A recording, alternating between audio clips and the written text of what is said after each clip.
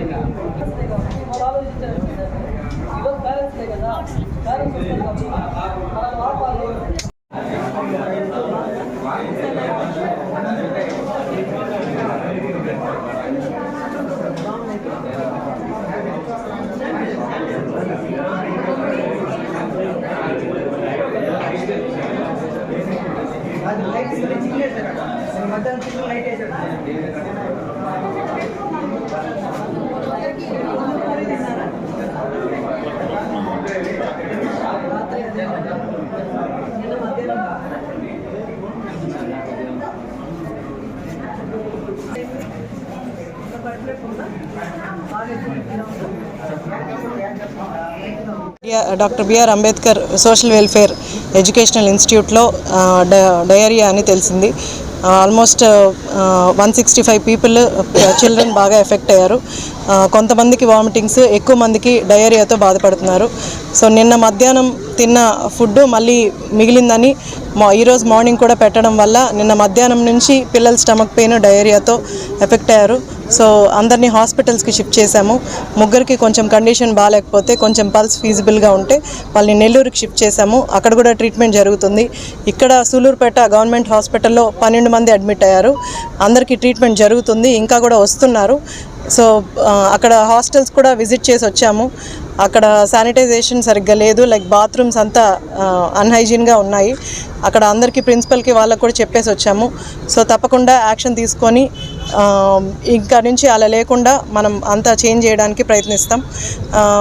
గత 5 సంవత్సరాల నుంచి కూడా ఎక్కడ ఏ స్కూల్లో కూడా వాచ్మెన్స్కి కానీ శానిటైజ్ చేసే వాళ్ళకి కానీ ఎలాంటి జీతాలు ఇవ్వట్లేదు. సో వాళ్ళు అందుకనే రెగ్యులర్గా పని చేయట్లేదు, చాలామంది వెళ్ళిపోతున్నారు. సో అక్కడున్న 800 పీపుల్, ఇప్పుడు ప్రజెంట్ ఉన్నది 500 పీపుల్. అంతమంది కిడ్స్కి 2 మాత్రమే ఉన్నారు బాత్రూమ్స్ క్లీన్ చేయడానికి. సో అందుకని అన్హైజీన్గా ఉంది. సో ఇంకంతా మారుస్తాము. మన ప్రభుత్వం వచ్చింది, తప్పకుండా అన్ని చర్యలు తీసుకొని పిల్లలందరూ సేఫ్గా ఉండేలాగా చూస్తాము. ఇప్పుడు అక్కడ ఉంచకుండా అది శానిటైజ్ చేసేంత వరకు పిల్లల్ని కొంచెం పక్కన బిల్డింగ్స్కి షిఫ్ట్ చేయడానికి ట్రై చేస్తున్నాం. ఫుడ్ అంతా కూడా సప్లై చేస్తున్నాం. తప్పకుండా పిల్లలందరూ సేఫ్గా ఉండేలాగా చూస్తాం. Thank you. అతను తాల్వాయిపాడులో ఉంటున్నాడంట. అక్కడ క్వార్టర్స్లో ఉండట్లేదు. సో అతనికి కూడా వార్నింగ్ ఇచ్చాము. మేబీ అతన్ని సస్పెండ్ చేస్తారు.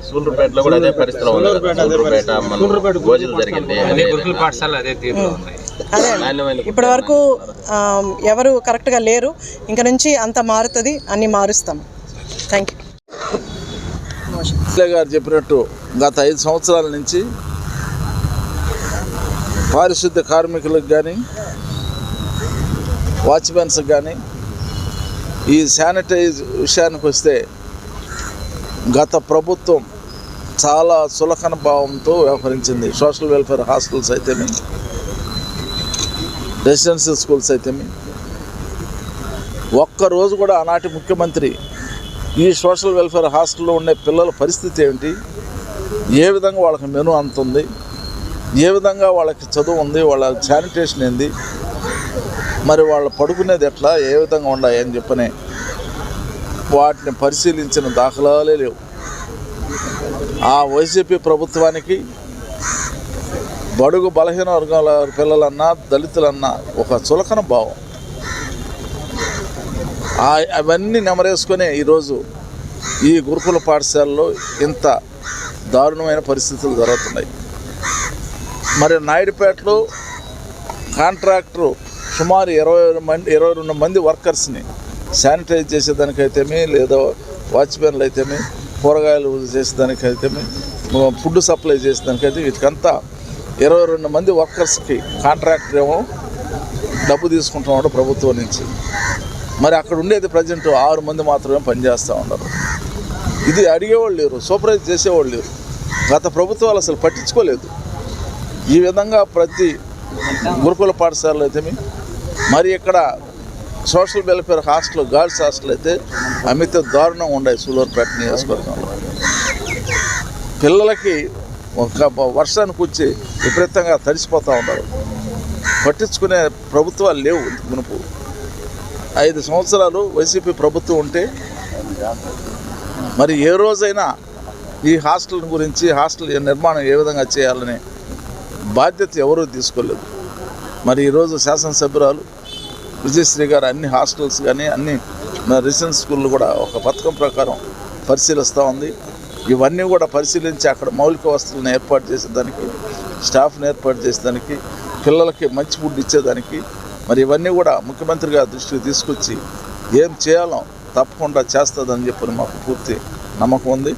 మరి మీరందరూ కూడా పత్రికా సోదరులు, మరి ఎలక్ట్రానిక్ మీడియా సోదరులందరూ కూడా ఆమెకు ఎప్పటికప్పుడు సూచనలు ఇచ్చి అప్రమత్తం చేసి సూలూరుపేట నియోజకవర్గాన్ని ఒక అభివృద్ధి బాటలో, ఒక సంక్షేమం బాటలో నడిపిస్తారని కోరుకుంటూ సెలవు తీసుకున్నాను.